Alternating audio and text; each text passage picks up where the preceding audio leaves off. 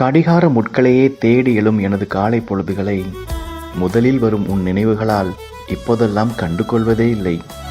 செல்லமாக கோவித்து கொண்டன என் வீட்டு கடிகாரம். என் வீட்டு கண்ணாடி கூட உனது பிம்பத்தை பிரதிபலிக்க ஆரம்பித்து விட்டது.